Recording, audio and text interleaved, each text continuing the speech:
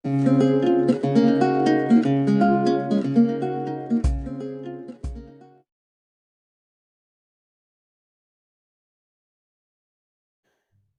વિદ્યાર્થી મિત્રો, મારું નામ છે પટેલ પિયુષ અને સાખે વિષય અંતર્ગત આજે હું તમને પ્રકરણ 2 અષ્ટાંગ યોગ વિશે સમજાવીશ. અષ્ટાંગ યોગ યોગ ભારતના ઋષિમુનિએ આપેલી પ્રાચીન અનમોલ વિદ્યા છે. ભારતના પ્રાચીન અમૂલ્ય વારસાનું રક્ષણ કરવું એ આપણું કર્તવ્ય છે. ભારતીય સંસ્કૃતિમાં 6 દર્શનો છે, તેમાંનો એક યોગ છે. યોગ વિદ્યાનો વૈજ્ઞાનિક ઢબે અભ્યાસ કરી મહર્ષિ પતંજલિએ પાતંજલિ યોગ સૂત્રની રચના કરી. ત્યારથી જ યોગ એ ચિત્ત શુદ્ધિનું સચોટ સાધન ગણાય છે. આપણા જીવનનું અંતિમ લક્ષ્ય શું છે?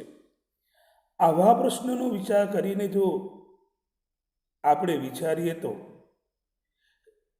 જન્મ મરણના બંધનમાંથી મુક્તિ એટલે કે મોક્ષ, પોતાના ઈષ્ટદેવનો સાક્ષાત્કાર કરવો અથવા તો જીવનમાં સંપૂર્ણ શાશ્વત આનંદ પ્રાપ્ત કરવો, માનવ જીવનના નિર્ધારિત ધ્યેયને પ્રાપ્ત કરવા માટેનો એક માર્ગ એ યોગ દર્શન છે.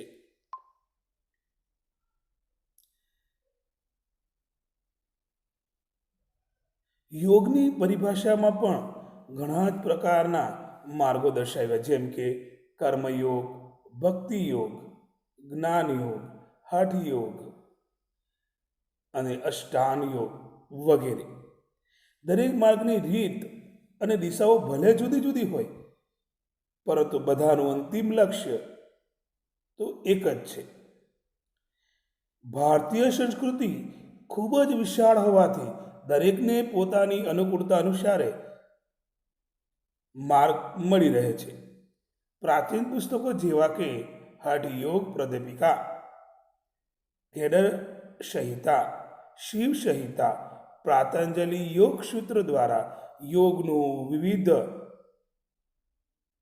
પ્રકારે પરંપરાગત અને સ્પષ્ટીકરણ કરવામાં આવ્યું છે.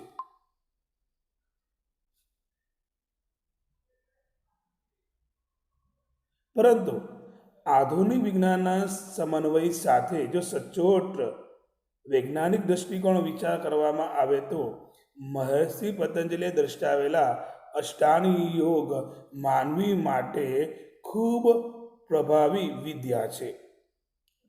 મહર્ષિ પતંજલિએ સરળતાથી સમજાવી શકાય તેવા પાતંજલ યોગ સૂત્રમાં યોગના 8 અંગો દર્શાવ્યા છે. આ કારણે જ એને અષ્ટાંગ યોગ પણ કહેવામાં આવે છે અને એ અષ્ટાંગ યોગ તરીકે પ્રચલિત થયો છે. તેમાં વિવિધ 8 અંગોનો સમૂહ હોવાથી તેને અષ્ટાંગ યોગ તરીકે ઓળખવામાં આવે છે.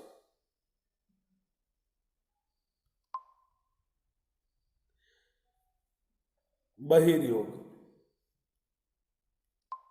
મહર્ષિ પતંજલિએ સાધન પ્રદાન 29મા સૂત્રથી શરૂ કરીને વિભૂતિ પ્રદાના 3જા સૂત્ર સુધી અષ્ટાંગ યોગનું વર્ણન કર્યું છે. તેમાં પ્રથમ 5 અંગોને બહિરંગ યોગ, જ્યારે બાકીના 3 અંગોને અંતરંગ યોગ તરીકે દર્શાવ્યા છે. બહિરંગ યોગના 5 અંગો છે: યમ, નિયમ, આસન, પ્રાણાયામ અને પ્રત્યાહાર. અષ્ટાંગ યોગના પ્રથમ 4 અંગો જે છે યમ, નિયમ, આસન અને પ્રાણાયામ એ શરીરની બહારની ક્રિયા સાથે સંબંધ ધરાવે છે, તેથી તે બહિરંગ યોગ કહેવાય છે. જ્યારે છેલ્લા 3 અંગો જે છે ધારણા, ધ્યાન અને સમાધિ એ માત્ર અંતઃકરણ સાથે સંબંધ ધરાવે છે, એટલે કે મન આત્મા સાથે સંબંધ ધરાવે છે, તેથી એને અંતરંગ યોગ કહેવાય છે. પ્રત્યાહાર અંગ જે છે એ શરીરની અને અંતઃકરણની બંને ક્રિયા સાથે સંબંધ ધરાવે છે, તેથી શરૂઆતમાં એ બહિરંગ યોગ તરીકે ઓળખાય. અભ્યાસના અંતે એ અંતરંગ યોગમાં પરિણમે છે. અષ્ટાંગ યોગની પરિભાષામાં મહર્ષિ પતંજલિએ નીચેનું સૂત્ર દર્શાવ્યું છે. યમ નિયમ આસન પ્રાણાયામ પ્રત્યાહાર ધારણા ધ્યાન સમાધિઓ અષ્ટાંગ અંગાની. યમ નિયમ આસન પ્રાણાયામ પ્રત્યાહાર ધારણા ધ્યાન અને સમાધિ એ યોગના 8 અંગો છે. અર્થમાં નિયમ, યમ, આસન, પ્રાણાયામ, પ્રત્યાહાર, ધારણા, ધ્યાન, સમાધિ, અષ્ટ એટલે 8, અંગાની એટલે અંગ. યોગ એ પ્રાચીન ઋષિમુનિએ આપેલી જીવન જીવવાની વ્યવસ્થિત વૈજ્ઞાનિક પદ્ધતિ છે. અષ્ટાંગ યોગ એ મહર્ષિ પતંજલિએ બક્ષેલી વ્યક્તિત્વની આંતરિક શક્તિઓને વિકસાવવાની ગુરુચાવી છે. તેના દ્વારા વ્યક્તિત્વનો વિકાસ સાધી શકાય છે. મહર્ષિ પતંજલિએ અષ્ટાંગ યોગ દ્વારા મનુષ્યને બધા બંધનમાંથી મુક્ત કરીને અંતિમ સિદ્ધિ અપાવવાનો માર્ગ દર્શાવ્યો છે. અષ્ટાંગ યોગ દ્વારા શારીરિક સ્થિરતા, માનસિક શાંતિ, બૌદ્ધિક પરિપક્વતા અને આધ્યાત્મિક આનંદની અનુભૂતિ થાય છે. યોગના 8 અંગો પરસ્પર સંકળાયેલા છે તેમજ એકબીજાના પૂરક છે.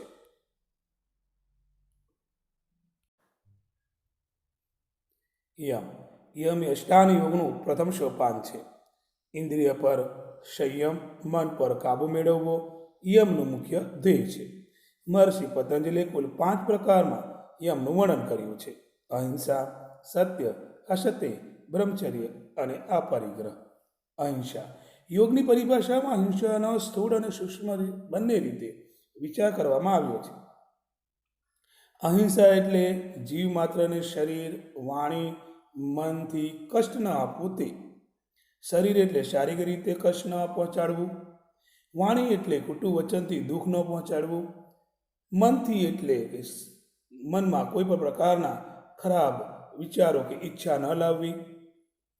અહિંસાનું પાલન કરવાથી યોગ માર્ગ ઝડપથી આગળ વધી શકાય છે. મહર્ષિ પતંજલિના જણાવ્યા અનુસાર અહિંસાનું પાલન કરનાર વ્યક્તિના સાનિધ્યમાં આવનારનો વૈરભાવ દ્વેષ દૂર થાય છે. શાસ્ત્રમાં અહિંસા પરમો ધર્મ એટલે કે અહિંસાને પરમ ધર્મ માનવામાં આવે છે.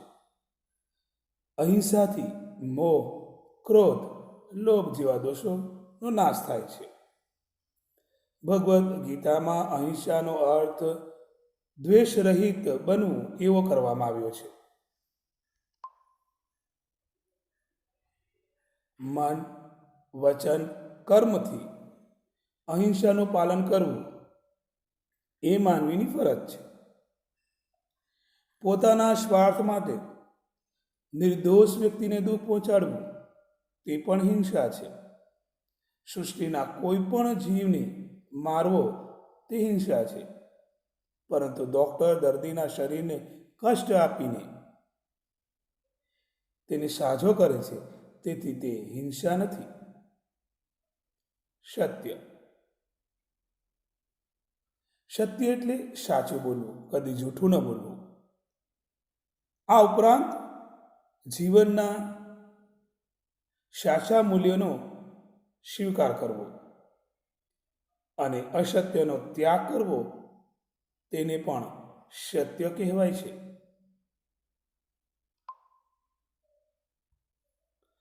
આપણે જે વાત જેવી રીતે સાંભળીએ છીએ તે સ્વરૂપે તેને કરવી તે સત્યની સામાન્ય પરિભાષા છે. પરંતુ સત્યની આ વ્યાખ્યા અપૂર્ણ છે. સત્યનું વિસ્તૃત સ્વરૂપ સમજવું જરૂરી છે. મનોવૈજ્ઞાનિક ઉપાયોમાં ઘણીવાર અસત્ય બોલીને દર્દીને સાજો કરવામાં આવે છે. તેને અસત્ય ન કહેવાય. આમ સત્યને બરાબર સમજીને યોગ માર્ગના અભ્યાસીએ સાહસ અને પ્રમાણિકતા સાથે સત્યવાદી બનવાનો પ્રયત્ન કરવો જોઈએ. અસત્ય બોલવાથી અશાંતિનો અનુભવ થાય છે, જ્યારે સત્યના આચરણથી મન સદાય પ્રસન્ન રહે છે. અસ્થેય અસ્થેય એટલે ચોરી ન કરવી. જે પોતાનું નથી એને પોતાનું માની લેવું, એના પર અધિકાર જમાવવો, તેને ચોરી કહેવાય છે. અસ્થેયના અર્થનો સૂક્ષ્મ વિચાર કરીએ તો કર્તવ્ય ચોરી, પોતાના ફરજ પાલનમાં ચોરી, પોતાના ભાગમાં આવતા કામમાં આશાએ કરવી, કામ બીજાને સોંપી દેવું વગેરે પણ એ ચોરી જ કહેવાય છે, જેને કર્તવ્ય ચોરી કહેવાય. સમયની ચોરી એટલે કે સમયનો સદુપયોગ ન કરવો, પોતાના ફરજ પાલનમાં યોગ્ય સમય ન પહોંચવો વગેરે પણ સમયની ચોરી છે. વિચારોની ચોરી પણ ચોરી જ કહેવાય છે. જેમ કે કોઈ લેખકે લખેલા લેખોને કોઈ અન્ય વ્યક્તિ પોતાના લેખો જણાવીને વર્તમાન પત્રો અથવા તો અન્ય સામાયિકોમાં એ રજૂઆત કરે ત્યારે એને વિચારની ચોરી કહેવાય છે. માંગ્યા વિના અન્યની વસ્તુ લઈ લેવી એ પણ એક ચોરીનો પ્રકાર છે. ભલે પછી આપણા ભાઈ હોય, બહેન હોય, મિત્ર હોય, પણ અન્યની વસ્તુ લેવા પહેલાં એમને પૂછી એમના હકારાત્મક વલણ સાથે જ એ વસ્તુ લેવી જોઈએ. આમ યોગ માર્ગ પર આગળ વધવા ઈચ્છનારે ચોરીથી હંમેશા બચવું જોઈએ.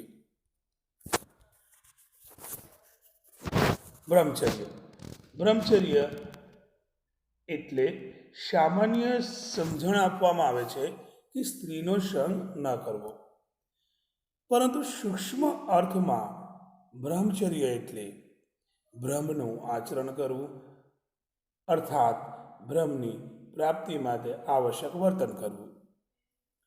બ્રહ્મચર્ય એટલે બધી જ ઇન્દ્રિયોનો સંયમ કરવો, અર્થાત મર્યાદામાં રહીને દરેક ઇન્દ્રિયોનો વિવેકપૂર્વક ઉપયોગ કરવો. દાખલા તરીકે ગાંધીજીના 3 વાંદરાઓ વિશે તમને ખબર હશે. ખરાબ જોવું નહીં, ખરાબ બોલવું નહીં અને ખરાબ સાંભળવું નહીં. એ આપણી જે 5 ઇન્દ્રિયો છે એ ઇન્દ્રિયોને પોતાનામાં કંટ્રોલમાં રાખવી, એટલે જ એનો વિવેકપૂર્વક ઉપયોગ કરવો, સંયમ કરવો. શરીર કાબૂમાં રહે પરંતુ મનમાં વિકાર રહે તેનો એ કોઈ અર્થ નથી. તેથી બ્રહ્મચર્યનું પાલન મનથી, વચનથી, કર્મથી થવું જોઈએ. બ્રહ્મચર્યમાં અને શાસ્ત્રોમાં દર્શાવેલે વીર્ય અથવા તો તાકાત કે તેજને માત્ર શારીરિક નહીં પરંતુ મનોદૈહિક શક્તિના સ્વરૂપમાં પણ જોવું જોઈએ.